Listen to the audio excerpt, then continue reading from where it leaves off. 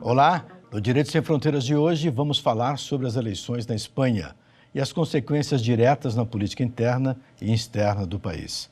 Entre as questões estão a independência da Catalunha e a relação com os imigrantes ilegais. Como a vitória do Partido Socialista Operário Espanhol, do primeiro-ministro Pedro Sánchez, vai tratar esses assuntos, mesmo sem ter a maioria para governar. Veja na reportagem. O Partido Socialista Operário Espanhol ganhou as eleições ao derrotar o conservador Partido Popular. Mesmo assim, não conseguiu maioria para governar. Os socialistas avaliam agora a melhor coalizão com a esquerda radical do Podemos e a esquerda republicana da Catalunha. Também não devem descartar até mesmo uma aliança com a direita liberal do Partido Cidadãos. Pela primeira vez, esta eleição também marca a volta de um partido de extrema-direita, o Vox, após 40 anos do fim da ditadura franquista. A dúvida é saber se, com estas alianças, o partido do atual primeiro-ministro Pedro Sánchez vai manter uma política menos desumana em relação aos imigrantes ilegais. Ao contrário de vários países europeus, a Espanha é hoje a maior porta de entrada de africanos que cruzam o Mediterrâneo. Outra questão é a Catalunha. Conservadores acusam o governo Sánchez de conciliar demais com os catalães e estar prestes a aceitar um plebiscito pela independência da região. Bom tema. Para debater o assunto, convidamos Cadmo Soares, professor de Direito Internacional, e Carlos Domingues, doutor em História e professor de Ciências Políticas. Muito obrigado pela presença aqui no nosso programa. Obrigado. Vou começar com o senhor, professor Domingues. O que a vitória do Partido Socialista Espanhol significa para uma Europa que estava tendendo para a direita e, de repente, o socialismo parece que dá uma freada nessa evolução? Que impacto isso pode ter? É um acontecimento importante porque dos principais países europeus, realmente, a Itália, a Alemanha, o Reino Unido, França, tinham governos de centro-direita ou de direita. E a Espanha é um país que, pelo meio eleitoral, consegue que um partido de centro-esquerda, como o Partido Socialista, consiga recuperar e manter-se no poder, pela via eleitoral, porque o Partido Socialista tinha 11 anos sem triunfar efetivamente em um processo eleitoral, e eu acho que isso é importante. No caso do primeiro-ministro Pedro Sánchez, ele antecipou as eleições, né? E muita gente acreditou que, por ele ter antecipado, teria perdido ali a governabilidade, que a direita poderia dar um grande salto. Mas não foi isso que aconteceu, né? Não exatamente. Ele fez uma aposta brilhante, se poderia dizer, né? Quando o parlamento resolveu não votar o orçamento, a única coisa que teria cabimento seria realmente chamar eleições no modelo parlamentarista.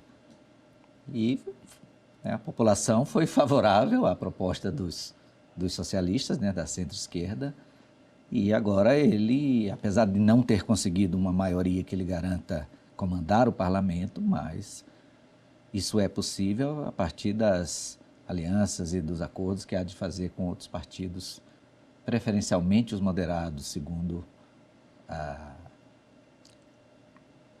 imprensa especializada. Centro-esquerda e centro-direita? Centro-esquerda e centro-direita, né? Parece que já estaria havendo uma espécie de composição entre eles de maneira a evitar que o Vox participasse, por exemplo, da mesa diretora do parlamento.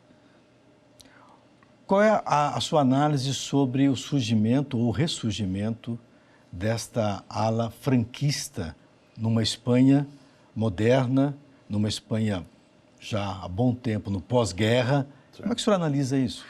Acontece o seguinte, o general Franco foi um governante autoritário que triunfou na época da Guerra Civil, governou a Espanha durante 40 anos, até a morte, em 1975, e depois da morte dele, ele deixou, por exemplo, uma monarquia que ainda existe até hoje.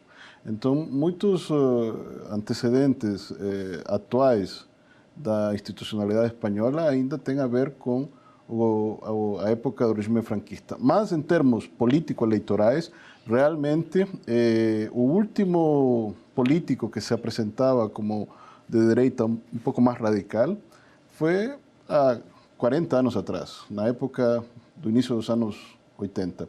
Então, o surgimento de um novo partido de direita mais radical é um dos acontecimentos mais importantes desse processo eleitoral e que é algo que está acontecendo em outros países europeus. Na Itália, na Alemanha, na França, na Áustria, na Hungria, Polônia e outros países, estes grupos e partidos de direita mais radical eram importantes. Em Espanha, não. Então, é algo que reflete um acontecimento significativo desse último processo eleitoral. A questão da Catalunha. Né? Catalunha é o calcanhar de Aquiles da democracia espanhola hoje. Né?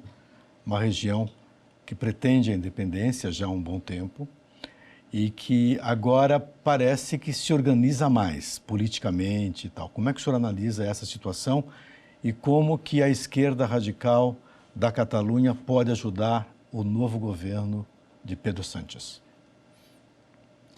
A Catalunha, ela é a região espanhola, né? Ela é a mais desenvolvida economicamente e financeiramente. Então, os catalães, eles se acham preteridos pelo governo central, né, em relação a outras regiões.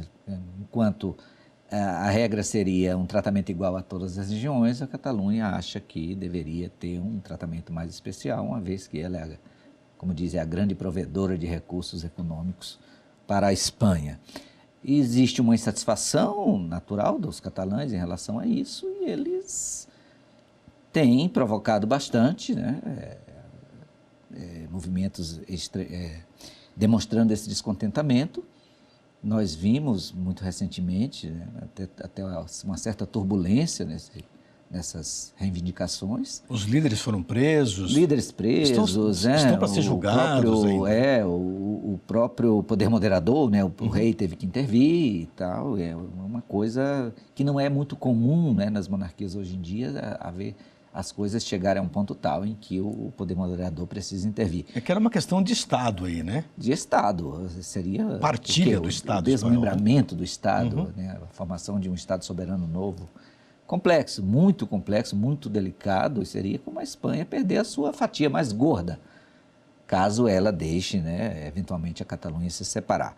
Existe sempre a questão das propostas de plebiscito, ou de votação, ou de referendo acerca do que poderia acontecer acerca de uma independência da Catalunha, mas o que se tem visto nos últimos tempos é que os próprios eleitos agora, eles se recusam muito a colocar políticos muito pró-independência da Catalunha na direção do parlamento, coisa assim. Eu acho que é uma discussão bastante sensível, talvez uma das mais sensíveis na Espanha. É o calcanhar de Aquiles, na minha análise. Como é que o senhor analisa, professor?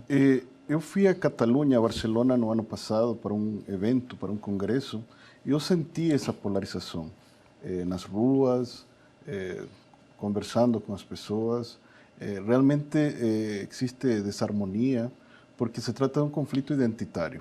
Eu vejo que Catalunha é uma região onde tem uma língua que é diferente do resto da Espanha, e eles, uma parcela significativa, eles reivindicam, sim, a constituição de um Estado próprio, seguindo um princípio que é o princípio da autodeterminação dos povos. É um princípio complexo, não? Mas no final significa que cada povo deveria ter seu próprio governo. Agora, seria possível isso sem uma ruptura, sem um movimento mais radical, sem uma manifestação social, pública mais extremada? Isso é possível por meio de negociação no parlamento espanhol? Já existe, né, uma organização administrativa espanhola que dá determinados níveis de autonomia para as regiões, né? Eles são muito mais autônomos em relação ao governo central do que eram, por exemplo, na época de Franco, quando não havia nenhum, era um governo unitário. E hoje não. a primeira língua nas escolas é a língua de cada região, né? O castelhano ou o espanhol é a segunda. E fala-se agora em retornar, em tornar ao contrário, que o espanhol seja a primeira língua de todo mundo. A direita queria isso, A né? direita quer isso. Continua querendo. O Vox, Sim. essa é uma das propostas, de diminuir esse poder das regiões autônomas. Sim, a resposta é sim. É uma ruptura da Catalunha em relação ao Estado espanhol, seria danosa sim ao Estado. Eu, pessoalmente, conheço alguns catalães e não conheço um que seja favorável. Eu acho que os favoráveis estão lá. Mas os que eu conheço que moram no Brasil são todos contrários. Dizem, não, nós queremos continuar ligados à Espanha. Mas eu sei que existe sim. O professor disse que esteve lá e viu, e a polarização existe sim. A oposição ao Pedro Sánchez chegou a dizer durante a campanha, e continua dizendo pós-eleição, o seguinte, que o Sánchez foi muito condescendente com os líderes da Catalunha. Eles queriam um pouco mais de arroxo ali para abafar um pouquinho essa insatisfação cultural, étnica e tal. Como é que o senhor analisa isso? O Sánchez foi condescendente ou não? É interessante lembrar que o Pedro Sánchez chegou ao poder primeiro como consequência de um voto de desconfiança em relação ao antigo primeiro-ministro Mariano Rajoy.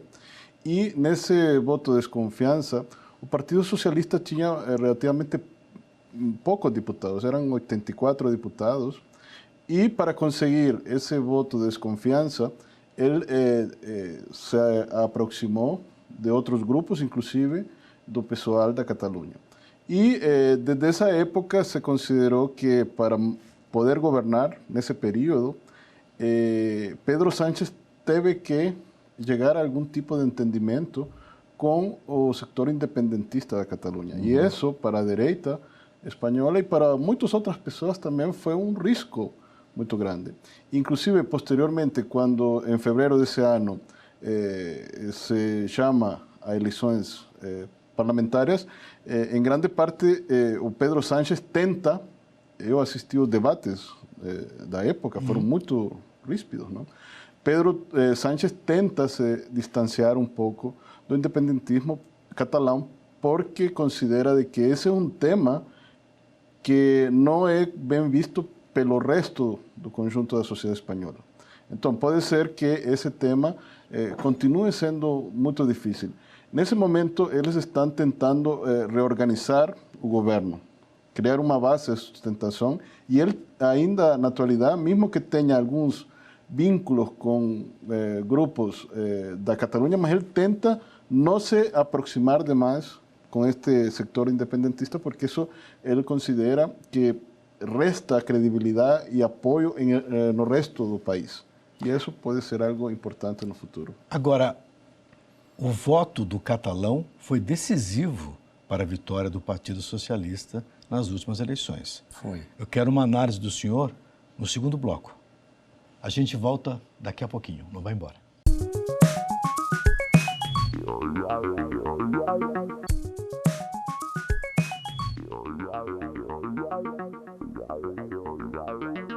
O Direito Sem Fronteiras está de volta e hoje falamos sobre a vitória do Partido Socialista nas últimas eleições espanholas.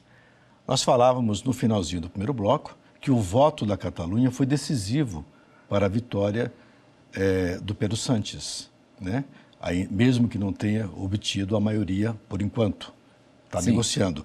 Agora, se foi decisiva, o Pedro Sánchez necessariamente ele vai ter que ser um pouco mais condescendente com a Catalunha, mesmo tendo se distanciado, como disse o professor, nos debates. Ele se distanciou um pouquinho dos separatistas. Como é que o senhor analisa? Que tipo de mágica política pode ser feito nesse momento? Bem, existem propostas acerca da Catalunha, das mais radicais até algumas moderadas. Ele vai tentar fazer acordos e alianças com a parte mais moderada e não com a parte mais, vamos dizer, exacerbada. É necessário, é claro, e tudo isso, o que se fala que será feito, né, é que a própria composição da direção do parlamento espanhol, ela não vai privilegiar políticos que são do lado mais radical acerca da separação da Catalunha. Então, a mágica que vai ter que ser feita é a conversa entre partidos, de maneira que se possa, quem sabe, ceder mais autonomia ainda à Catalunha, sem que ela chegue ao cúmulo que seria a separação do Estado espanhol. Essa seria uma alternativa. Aos poucos. O senhor também concorda com essa? Sim, eu vejo direção? que o Pedro Sánchez ele conseguiu uma vitória importante. O Parlamento Espanhol tem 350 deputados. O partido dele, que é o Partido Socialista, teve 130. Uma coisa assim. E o principal partido nacional, estamos falando de partidos nacionais, que apoia, em princípio, o Partido Socialista, que é o Podemos, teve mais ou menos 40 deputados. Então, nesse momento, Pedro Sánchez tem 165 deputados e precisa aproximadamente 10, 11, 15 deputados a mais de outros partidos para ter certa flexibilidade e confirmar o cargo de primeiro-ministro. De onde vai tirar esses 15 deputados que faltam? Bom, em primeiro lugar, tem alguns partidos, por exemplo, regionais, mas não da Catalunha, como, por exemplo, na região do País Basco, nas Ilhas Canárias também. E é interessante comentar que alguns partidos mais de direita, como o Cidadãos e o Partido Popular, eles estariam dispostos a não votar contra o Pedro Sánchez se ele não assina acordos complicados com o grupo mais radical da Catalunha. Mudando um pouquinho de assunto e não mudando, a questão da igualdade de gênero na Espanha. Há uma divergência. Os progressistas querem mais proteção à mulher. Sim. A direita e a centro-direita acham que está havendo muita proteção, que está gerando até uma certa discriminação contra os homens. Sim. Como é que nós caminhamos a partir de agora? Essa é uma outra questão, uma questão de anseios da sociedade. Sim. Né? Há um lado em que diz que os direitos às mulheres precisam ainda ser mais garantidos e mais fundamentados em termos de igualdade, né? Enquanto outros acham que já está satisfatório e que a necessidade seria apenas tornar mais severas as penas nos casos de feminicídio, né? No caso de chegando até a própria prisão perpétua como pena, e não conceder mais direitos ainda às mulheres. Na verdade, na Espanha, a diferença, por exemplo, laboral entre número de mulheres empregadas e número de homens empregados, ela é bastante acentuada, né? Há muito mais homens trabalhando do que mulheres. Então, não há propriamente uma igualdade. Eles dizem que isso faz parte da própria formação social, mas as mulheres cada vez mais reivindicam e acham que a igualdade ela precisa ser plena e igual mesmo. Essa formação social seria o quê? Lá tem mais homens que mulheres? Não, né? Não. É uma formação cultural, na verdade. É uma formação cultural. Sim. É uma deformação cultural. Né? Não, eles têm a mesma proporção de homens e mulheres média do mundo todo. Não tem mais mulheres do que homens. É uma coisa equilibrada, como a própria natureza faz. Sim. Agora, professor, essa questão da igualdade de gênero numa democracia moderna, como acabamos de falar aqui, que a Espanha dá uma lição de democracia, de modernidade, de civilidade, mas tem esse aspecto que puxa um pouco o freio do moderno, né? É uma coisa conservadora. Como é que o senhor analisa isso? Algo que me parece interessante é o seguinte, o gabinete ministerial do Pedro Sánchez foi um dos primeiros do mundo em ter maioria de mulheres. Alguns partidos mais, chamemos assim, centristas e de centro-esquerda reivindicam a questão de gênero. Mas, para o lado da centro-direita, como o professor comenta aqui, o tema da igualdade de gênero é difícil. E isso não só na Espanha. A questão de desigualdade e de ideologia de gênero, como é considerado em outros lugares, é algo que está sendo questionado de forma bastante séria, não? O tema da família, por exemplo, a concepção de família, esse tema não é somente na Espanha, isso está em outros países do continente e do mundo. A questão da eutanásia. Recentemente, um homem foi preso na Espanha porque teria ajudado a mulher a morrer, né? Doente e tal. E esse é um tema bastante delicado também na sociedade espanhola. Como avançar?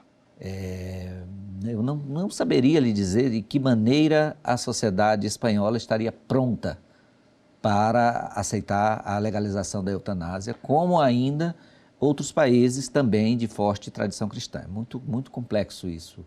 Não há, são discussões a ser feitas mesmo nos congressos, nos parlamentos, acerca levando em consideração a vontade dos constituintes, porque não há ainda, nem entre os teóricos dessa matéria, existe ainda um consenso se ela é desejável ou não. É uma questão muito emocional ainda. Em livros bastante contemporâneos, como Homus Deus, do escritor Noah Harari, israelense, ele questiona isso, né? Pesquisador emérito, professor em universidades bastante conceituadas, ele questiona isso com a pergunta do direito à vida, né? E realmente o ser humano aumentando a sua longevidade, até onde nós podemos ir? Ele chega a mencionar até uma questão de imortalidade, né? A morte apenas por acidente, pelos avanços da ciência, etc. Mas nesse caso da eutanásia, nós estamos falando aqui de uma situação que muitos questionam sobre o sofrimento, o custo a pagar para se manter vivo, o custo da vida que é pago para que alguém continue vivo artificialmente. Essa discussão.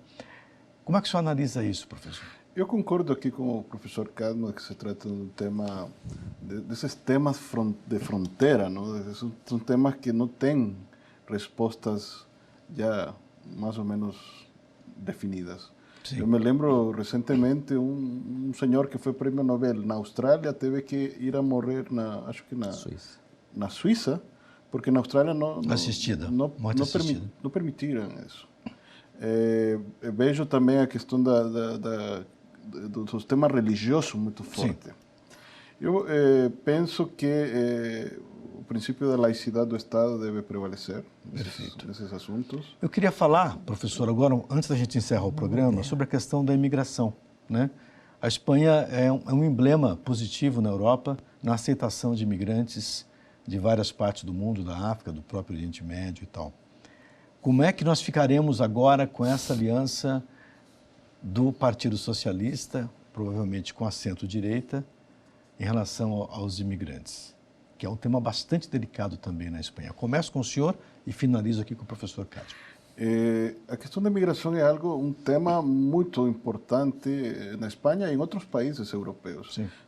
Eu acho que devemos ter presente que nos últimos 5 anos, a partir da guerra na Síria, dos problemas na África, muitos imigrantes, muitos fluxos migratórios mixtos estavam entrando pela região dos Balcãs, pelo Mediterrâneo Central, basicamente pela Itália. E teve uma reação nesses países para barrar esses fluxos. Então, se está encontrando uma alternativa pelo Mediterrâneo Ocidental, que é basicamente Espanha e Portugal. Perfeito. Aí tem o seguinte, que o Partido Popular, durante o governo do Mariano Rajoy, tinha uma política bem mais restritiva. Por exemplo, eles tiraram dos imigrantes, especialmente dos imigrantes indocumentados, o direito a ter acesso à saúde pública. E uma das primeiras medidas que o Pedro Sánchez, o Partido Socialista, decidiu reimplantar foi o acesso universal à saúde, à educação e a outros... Uma prática mais humanitária, né? Agora, se isso vai continuar, é difícil, porque isso implica custos, não? Custos que a economia da Espanha não está em um momento assim tão na Europa dinâmico, como um todo, né? Professor Cadmo, como é que o senhor analisa isso rapidamente antes da gente encerrar o programa? Bob, rapidamente.